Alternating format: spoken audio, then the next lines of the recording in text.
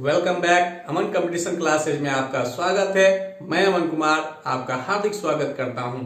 आज का topic number system है। इससे रिलेटेड कुछ वीडियो अपलोड कर चुके हैं। यदि वीडियो अच्छा लगे तो लाइक कीजिए, कमेंट कीजिए, अधिक से अधिक शेयर कीजिए। यदि मेरे चैनल पर नए हैं तो चैनल को सब्सक्राइब कर लीजिए और बेल आइकन पर क्लिक कर लीजिए, जिससे कि कोई भी वीडियो अपलोड करें तो नोटिफिकेशन आपको शीघ्र मिल जाए। तो चलिए बिना समय गवाए आज के टॉपिक पर। क्वेश्चन नंबर 140 कहता है एक आदमी के पास 1 रुपए के नोट, 5 रुपए के नोट तथा 10 रुपए के नोटों का कुल मूल्य कितना है? 480 रुपया। यदि नोटों की संख्या बराबर हो तो नोटों की कुल संख्या। तो प्रत्येक नोट पहले मान लेते हैं क्या है, तो x है। जब x हो गया तो कहता है 1 रुपए का नोट, तो x गुना 1, यानी एक नोट का वैल्यू कितना है? 1 रुपया। x नोट का वैल्यू कितना हो जाएगा, यानी उसका मूल्य क्या हो जाएगा? तो x गुना 1। उसी तरह से दूसरा निकाले तो देखिए यहाँ 5 रुपए का है, तो एक नोट का मान क्या है, यानी वैल्यू क्या है? 5 रुपया। तो x नोट के लिए क्या हो जाएगा? 5 से गुना। उसी तरह से यहाँ 10 के लिए क्या होगा? x गुना 10। और टोटल का आता है मूल्य क्या है? तो 480। तो ये x, ये 5x, ये 10x, तो जोड़ेंगे तो क्या हो जाएगा? 16x। और इधर क्या है? 480। 16 से देखिए कट रहा है, तो x बराबर क्या आ गया? 30। तो ये प्रत्येक नोट निकल गया। लेकिन क्वेश्चन में अभी क्या रहा है? नोटों की कुल संख्या। अगर ऑप्शन में 30 दे दे तो जल्दीबाजी में हम 30 आंसर नहीं देंगे, पहले क्वेश्चन देखेंगे क्या कह रहा है। तो नोटों की कुल संख्या, तो कुल संख्या अगर एक जो है x है तो तीनों जो है x x ही था, यानी 3 बार मतलब 3x निकालना था। और 3x निकालना है तो 3 गुना 30 करेंगे तो क्या आएगा? 90। तो आपका आंसर क्या हो गया? B number. क्वेश्चन नंबर 141 कहता है एक कक्षा में कितने छात्र हैं? यदि सीटों की 4 पंक्तियां भरने के बाद 2 छात्र बचते हैं और यदि सीटों की 3 पंक्तियां भर जाती हैं तो 9 छात्र बचते हैं। तो ऐसा करते हैं कि प्रत्येक पंक्ति में छात्रों की संख्या x मान लेते हैं, यानी प्रत्येक पंक्ति में जो है x छात्र है। तो यहां कह रहा है कि 4 पंक्तियां भरने के बाद, तो एक पंक्ति में x है तो 4 पंक्ति में क्या हो जाएगा? 4 गुना x, यानी 4x। तो कहता है कितना छात्र बचा? तो 2। तो 2 लिख दीजिए। ये पहला कंडीशन हुआ। अगर एक पंक्ति में x है तो 4 पंक्ति में क्या हो गया? 4 गुना x। और 2 बच रहा है तो 2 जोड़ दिए। अब दूसरे कंडीशन पड़ा है, कहता है यदि सीटों की 3 पंक्तियां भर जाती है तो एक पंक्ति में x, तो 3 पंक्ति में क्या हो जाएगा? 3 से गुना। तो कितने छात्र बच रहे हैं? 9 अभी भी बच रहे हैं, तो इसलिए 9 क्या कर दिए? जोड़ दिए। दोनों से क्या निकलेगा? कुल छात्र ही निकलेगा, तो इसलिए हम यहाँ पर दोनों को क्या कर दिए? बराबर कर दिए। अब बराबर किए तो ये बस इधर आके घट जाएगा और ये उधर जाके घट जाएगा। तो इधर आके घटाइएगा और उधर जाके, तो x बराबर क्या आ गया? 7। अब क्वेश्चन पर आते हैं, पूछ क्या रहा है? एक कक्षा में कितने छात्र हैं? कक्षा में कुल कितने छात्र हैं? तो या तो इसमें मान रखिए या इसमें, दोनों से देखिए मान बराबर ही आएगा। अगर इसमें चले तो 7 गुना 4 28 होगा, अब प्लस क्या? 2, तो 30। आपका ऑप्शन सी। अगर इसमें भी रखेंगे तो 7 गुना 3 21, 21 में 9 जोड़ेंगे तो क्या आएगा? 30। क्वेश्चन नंबर 142 कहता है 6 चाकुओं तथा 6 कांटों की कीमत कितना है? 300 रुपया है। लेकिन 3 कांटों तथा 9 चाकुओं की कीमत 270। एक दर्जन चाकुओं की कीमत कितनी होगी? तो मान लीजिए चाकू की कीमत, एक चाकू की x रुपया। उसी तरह से एक कांटा का भी मान लिए y रुपया। चाकू और कांटा दोनों का मान लिए एक चाकू का कीमत कितना? x, तो एक कांटा का कितना माने? y। तो यहां पर आए, कहता है 6 चाकू, एक चाकू का x, तो 6 चाकू का क्या होगा? 6x। एक कांटा का y, तो 6 कांटा का कितना? 6y। इस तरीके से टोटल कितना है, तो 300, तो 300 लिख दिए। तो 6 से कॉमन आ जाएगा बराबर 300, तो ये गुना में है तो इसलिए काट सकते हैं। तो देखिए काट दिए, तो x प्लस y बराबर क्या आ जाएगा, 50। ये आपका एक समीकरण बन गया। अब दूसरे समीकरण की ओर आते हैं, तो कहता है 3 कांटों तथा 9 चाकुओं की कीमत। तो एक चाकू की कीमत x, तो 9 चाकू का कितना, 9x। और 3 कांटा की बात किया तो प्लस में 3y, अब बराबर कितना है, तो 270 है। बस सीरियली सजा दिए हैं, एक्स वाले पहला था इसमें इसलिए इसको आगे कर लिए हैं। यहाँ कह रहा 3 कांटों तथा 9 चाकुओं की कीमत, चाकू का x, तो 9 चाकू के लिए, 3 कांटा के लिए, टोटल 270। देखिए इससे भी कुछ कॉमन आ रहा है, 3 कॉमन आ रहा है। 3 से ये कट जाएगा 90। ये आपका दूसरा समीकरण बन गया। अब हम आते हैं क्वेश्चन पे, कहता है यहाँ चाकुओं की कीमत पूछ रहा है, 1 दर्जन चाकू। तो इसमें चाकू यानी x का मान निकालना है, x का मान निकालना है, y से भी हमको कोई मतलब नहीं है। जब नहीं है तब हम देखते हैं कि यहाँ पर y सिंगल ही है, यहाँ भी सिंगल यानी सेम है। जब सेम है तो सिर्फ हम लिख दिए समीकरण 1, समीकरण 2। अब जोड़ेंगे गया घटाएंगे, लिखने के बाद आपको बताते हैं। तो x प्लस वाई बराबर 50, 3x प्लस वाई बराबर क्या है, 90। अब जोड़ना या घटाना तो पहले भी बता चुके हैं, जब साइन सेम हो तब हम माइनस का काम करते हैं। तो इसलिए माइनस माइनस माइनस, देखिए ये प्लस था तो माइनस, ये प्लस है तो माइनस, ये भी प्लस है तो माइनस, यानी साइन चेंज हो जाता है। तो देखिए y y कट गया, ये दोनों घट के क्या हो जाएगा, माइनस में। इधर भी माइनस में, ये दोनों घट के -2, ये कट जाएगा, माइनस सहित कट गया। तो कितने बार में, तो x बराबर आ गया 20। माइनस माइनस भी कटा, 2 से 40 भी कटा, तो क्या आया 20। अब कहता है यहाँ 1 दर्जन चाकू का, 1 दर्जन मतलब 12, तो एक का दाम 20 रुपया है, तो 12 का क्या हो जाएगा, 12 गुना 20, तो क्या हो जाएगा 240। तो देखिए कौन सा ऑप्शन, तो इसमें 240 नहीं है, तो क्या देंगे, इनमें से कोई नहीं।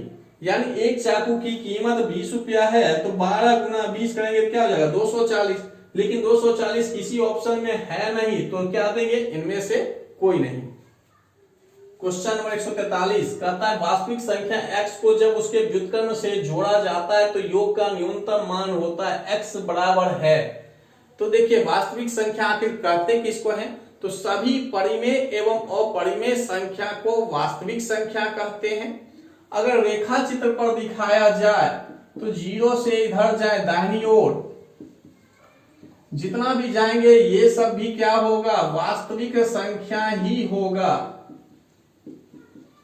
जितना भी संख्या देखते हैं जनरली सब क्या होता है, वास्तविक संख्या होता है। जब वास्तविक संख्या होता है तो वास्तविक संख्या भी होता है। तो वास्तविक संख्या का पहचान चिन्ह क्या होता है कि आई, यानी कोई भी संख्या दिया हुआ है उसके साथ अगर आई लिखा हुआ है मतलब है कि वह क्या है, अवास्तविक संख्या है।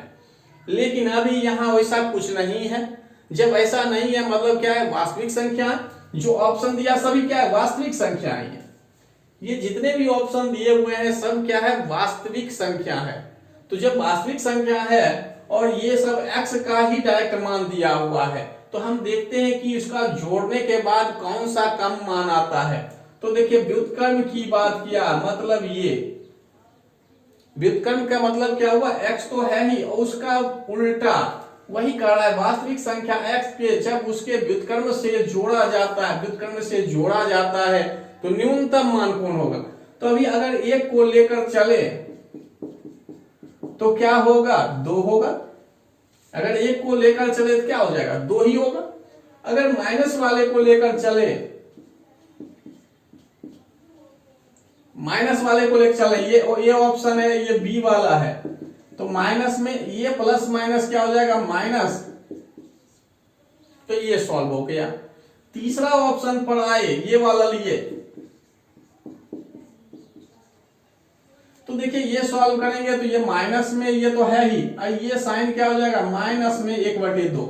अब ये जब सॉल्व करेंगे तो माइनस क्या होगा 5/2, और डी वाले में आए तो 1/2, तो ये क्या आएगा 5/2। तब देखिए कि कह रहा है कि न्यूनतम मान होता है, तो न्यूनतम मान कौन सा होगा? तो देखिए न्यूनतम मान आप माइनस वाला में ही कोई होगा, प्लस वाला तो न्यूनतम हो नहीं सकता है, तो इसलिए ये दोनों नहीं होगा। अब इसमें आए तो सबसे छोटा जो होता है वो होगा, तो छोटा कौन होगा? C number. तो आप आंसर दीजिएगा सी नंबर। यहां पर जो दिया हुआ है आंसर बिल्कुल गलत है, क्योंकि वास्तविक संख्या की बात किया है। तो वास्तविक संख्या, धनात्मक संख्या और ऋणात्मक संख्या, जीरो सब क्या होता है? वास्तविक संख्या होता है। तो हम ऋणात्मक भी ले सकते हैं, लेकिन यहाँ पर जो है क्वेश्चन सॉल्व कर जो बताया है उसमें सिर्फ धनात्मक लेकर चला है। कहने का मतलब यहाँ लेता अगर क्या? धनात्मक वास्तविक संख्या, तब तो आपका जो यहाँ ऑप्शन दिया हुआ था यानी बुक के अनुसार वो होता, लेकिन यहाँ ऐसा कुछ नहीं है, सिर्फ कहा था वास्तविक संख्या। तो वास्तविक संख्या प्लस माइनस दोनों होगा, तो दोनों होगा तो उसके अनुसार देखिए अब कौन सा हो गया? -2। क्वेश्चन नंबर 144 कहता है 800 और 1100 के बीच 79 से विभाज्य सभी संख्याओं का योगफल है। तो आप तो खुद निकाल सकते हैं कि कौन कौन इस बीच में कट रहा है। तो 800 और 1100 के बीच, तो आप क्या करिएगा? 800 में 79 से भाग दीजिएगा, तो देखिए 10 बार में क्या हो गया? 790। तो इसका मतलब अगला जो आएगा वो संख्या कटने वाला होगा 11 बार में, तभी 800 के बाद आ जाएगा। तो अगला क्या होगा? 79 गुना 11, फिर क्या होगा? 79 गुना 12, फिर क्या होगा? 79 गुना 13। अब 79 गुना 14 नहीं करेंगे, क्योंकि जैसे ये करेंगे तो ये 1100 के बाहर हो जाएगा। अब बाहर हो जाएगा तो इसलिए इसको नहीं करना है। अब इसको आप गुना करके जोड़ सकते हैं, और नहीं तो जोड़ना ही है। तो इसमें हम क्या किए कि देखे 79 सब में है तो कॉमन ले लिए। अब 11, 12, 13 को जोड़ दीजिए। लॉन्ग में करना है तो इस तरह से लिखना पड़ेगा, नहीं तो समझ रहे हैं तो सीधा 79 गुना जोड़कर ही लिखते हैं। तो देखिए ये जोड़ने पर कितना हो गया? 36। अब 79 गुना 36 करिए, देखिए कौन सा ऑप्शन मिल रहा है वही होगा। क्वेश्चन नंबर 145 कहता है एक व्यक्ति ने अपने सबसे बड़े पुत्र को 2500 रुपए दिए, अपनी संपूर्ण संपत्ति का 5/12वां भाग अपने दूसरे पुत्र को दिया तथा सबसे छोटे पुत्र को उतना दिया जितना पहले और दूसरे को मिला कर दिया था। तो सबसे छोटे पुत्र को कितनी धनराशि मिली? तो देखिए सबसे पहले संपूर्ण राशि मान लीजिए, संपूर्ण धनराशि बराबर क्या है? तो x, यानी कुल धनराशि। अब कहा क्या? x का 5/12 भाग किसको दिया? तो दूसरे पुत्र को दिया। तो मतलब क्या हो गया? 5x/12। ये हो गया दूसरा पुत्र का। ये बस समझाने के लिए लिखे, नहीं तो इसको लिखने का कोई मतलब भी नहीं है, डायरेक्ट आप क्वेश्चन सॉल्व करिए। कहने का मतलब है कि बड़ा पुत्र है 2500, दूसरा क्या हो गया? 5x/12, और तीसरे के लिए कहता है सबसे छोटे पुत्र को उतना दिया जितना पहले और दूसरे को मिलाकर दिया। पहले और दूसरे को मिलाकर दिया, यानी जितना दिया उतना ही क्या किया? तीसरे पुत्र को दिया। तो आप ऐसा फिर से लिख सकते थे, इस तरह से टोटल हो जाएगा। दोबारा लिखने का मतलब यह है कि ये सबसे बड़े पुत्र को दिया, ये दिया बीच वाले को, और तीसरे के लिए कहता है क्या? कि जितना दोनों बड़े मतलब बड़ा और बीच वाला जो है उसको मिलाकर दिया उतना ही छोटे को दिया, इसलिए इसको फिर से लिखें। अब इसको सॉल्व करिएगा तो 2500 जुड़ जाएगा, तो ये 5000 हो गया। और इसको क्या करते हैं? इस दोनों को उधार लेके चले जाते हैं। तो उधार लेके जाएंगे तो घटेगा 5x/12, 5x/12, क्योंकि दोनों प्लस में है, उधर जाके क्या हो गया? माइनस में। ये तो 5000 अभी भी है। अब इधर एलसीएम क्या होगा? 12। इसके नीचे कुछ नहीं है, 1 है, तो 1 से भाग देंगे 12 बार, तो 12 से गुना, ये सीधा 5x रह जाएगा, क्योंकि 12 से भाग देंगे एक बार में, इससे भी देंगे एक बार में, 1 से गुना मान में कोई अंतर नहीं। अब ये 5000 इधर घट के क्या हो गया, अब देखिए 2 से कट रहा है तो काट भी दिए, तो x बराबर क्या हो जाएगा, ये भाग में इधर आके गुना हो जाए तो 6 गुना 5000 मतलब क्या 30,000। लेकिन यहाँ क्वेश्चन में कहता है कि सबसे छोटे पुत्र को कितना दिया, टोटल धनराशि पूछता था तो ये आंसर था, लेकिन छोटे पुत्र की बात किया तो छोटे पुत्र के लिए क्या है 2500 प्लस 5x बटे 12, तो 2500 5x, तो 5x का मान है तो x का मान डाले, अब बटे 12, तो देखिए 12 से ये कट रहा है तो काटिए, 12 से 2 बार में 24 होगा, अब बच गया 6 से 60, तो 5 बार में 2 0, तो 2500 और 2500 गुना 5 कर दे तो क्या हो जाएगा 12,500, और 2500 जोड़ेंगे तो क्या होगा इस तरह से 15,000। देखिए कौन सा ऑप्शन है तो बी। तो इसमें ज्यादा कुछ नहीं था, कुल धनराशि x माने तो बड़ा को दिया 2500, दूसरे को कहा संपूर्ण संपत्ति का, तो संपूर्ण संपत्ति x माने तो उसका 5/12 कर दिए, और कहा तीसरा को जो मिल रहा है उतना दिया जाता है जितना पहले और दूसरे को मिलाकर दिया जाता है, मतलब इसके बराबर, फिर वही लिख दिए, और लिख दिए तो बराबर कितना धनराशि होना चाहिए, ये तो मिलना ही चाहिए x, तो अब इसको बस सॉल्व कर दिए हैं तो x का मान निकला, x का मान निकला, छोटे पुत्र का पूछा तो इसमें मान डाल दिए तो ये निकल गया। क्वेश्चन नंबर 146 कहता है एक सीडी की पहली 1000 प्रति बनाने का व्यय x रुपया प्रति सीडी है, यानी एक सीडी का जो है व्यय कितना है x रुपया, तो कहता है इसके बाद की हर प्रति सीडी बनाने का खर्च y है, यानी 1000 जब बन गया उसके बाद हर एक सीडी बनाने का खर्च कितना आ रहा है तो y रुपया। तो कहता है यदि z संख्या 1000 से अधिक है तो सीडी की z प्रतियां बनाने का व्यय कितना होगा। तो पहले 1000 सीडी का देखे का व्यय कितना होगा यानी खर्च, तो 1000 गुना क्या हो गया x, यानी 1000x, एक सीडी का खर्च है x रुपया, तो 1000 का कितना होगा। अब देखिए कुल सीडी तो क्या है, कुल सीडी क्या है z, कुल सीडी क्या है z, क्योंकि z के लिए कह रहा है, देखिए z के लिए, और z का मान क्या 1000 से अधिक है, तो हम क्या किए शेष सीडी निकाल लिए, शेष सीडी, तो z में 1000 घटा दिए, यानी ये वाला तो पहले हो गया, उसके बाद जो बचा उस पर कितना खर्च लग रहा है y रुपया, इसलिए हम शेष निकाल लिए। अब शेष निकाले तो शेष का खर्च कितना आएगा, शेष सीडी का खर्च यानी व्यय, तो z माइनस जो है 1000 वो तो है ही, गुना क्या हो जाएगा y से। तो इस तरीके से देखिए 1000 का निकल गया व्यय, या जो बच गया उसका निकल गया। अब कह रहा है यहाँ पर टोटल z की प्रति, z प्रति जो है यानी टोटल का कितना खर्च आया, तो खर्च आया तो इसको और इसको क्या करते हैं जोड़ देते हैं, कुल खर्च यानी कुल व्यय। तो पहला है 1000x और यहां पर हो गया गुना करते लिख दें तो yz, यहां गुना करें तो माइनस 1000y।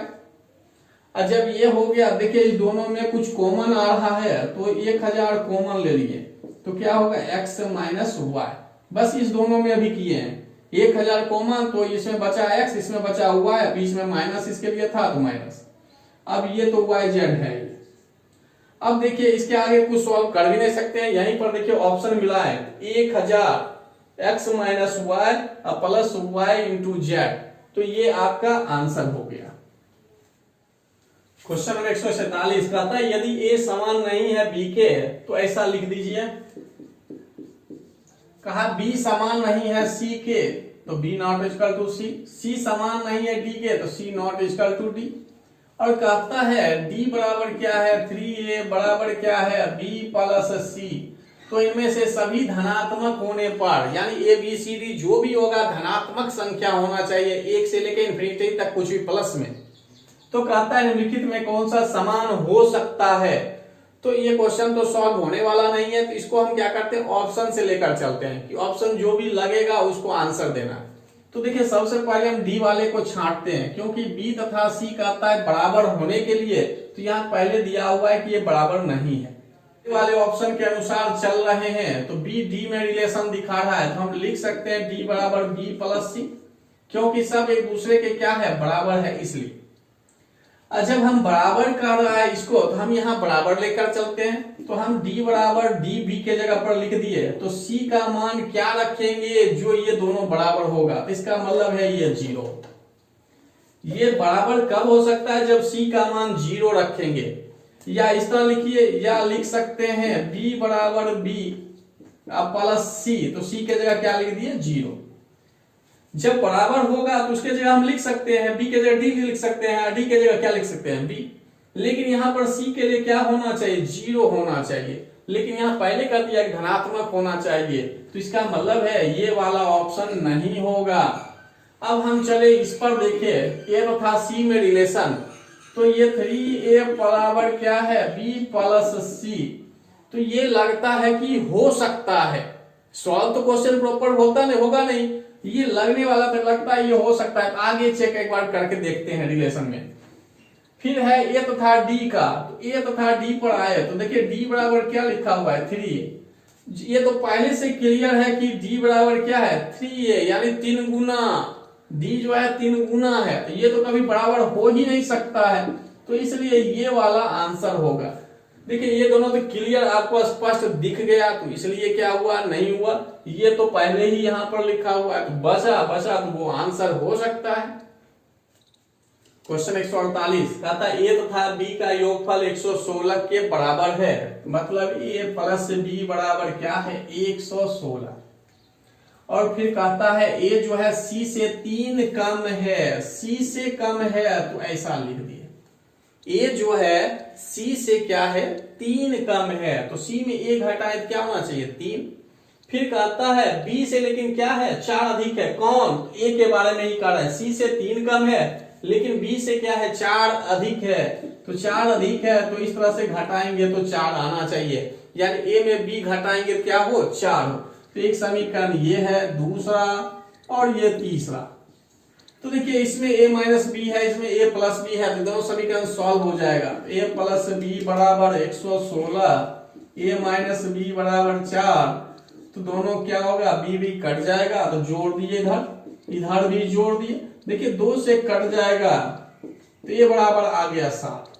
अब यहाँ देखिए पूछता क्या है, c के बारे में, तो c किससे निकलेगा इस तीनों समीकरण में, तो हम देखें कि इसमें मान रखेंगे तो c निकल जाएगा, तो यहाँ रख दीजिए, तो c a का मान 60 बराबर 3, तो c बराबर क्या होगा, उधर जाके जुड़ जाएगा, तो जुड़ जाएगा क्या होगा, 63।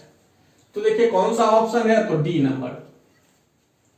क्वेश्चन नंबर 149 कहता है यदि x एक प्राकृतिक संख्या है तो x into x plus 1 into x plus 2 हमेशा किससे विभाजित हो सकती है। तो देखिए सबसे पहले ये पता होना चाहिए प्राकृतिक संख्या कहते किसको हैं, तो गिनती की संख्या को प्राकृतिक संख्या कहते हैं, या धनात्मक पूर्णांक संख्या को भी प्राकृत संख्या कहते हैं। कहने का मतलब जब भी स्टार्ट होगा तो 1 से स्टार्ट होते हुए इंफिनिटी तक प्लस में। तो देखिए x का मान अभी हम रख लिए 1, तो 1 रखेंगे, तो देखिए x की जगह 1 में 1 जोड़ेंगे 2, और 1 में 2 जोड़ेंगे 3, गुना होके क्या हो गया 6। अगर x बराबर 2 रखे तो ये 2 में 1 जोड़े 3, और 2 में 2 जोड़े तो क्या हो जाएगा 4। अब गुना करिए, 2 गुना 3 6, 6 गुना 4 24। अब आगे x का मान 3 रख सकते हैं, 4 रख सकते हैं, कुछ भी रखिए, लेकिन यहीं तक सॉल्व होता है, तो आगे करने की क्या आवश्यकता। तब हम आए देखे कह रहा है किससे विभाजित हो सकता है, तो देखिए 6 24 किससे विभाजित हो रहा है, तो देखिए आपका आंसर क्या होगा, सी नंबर।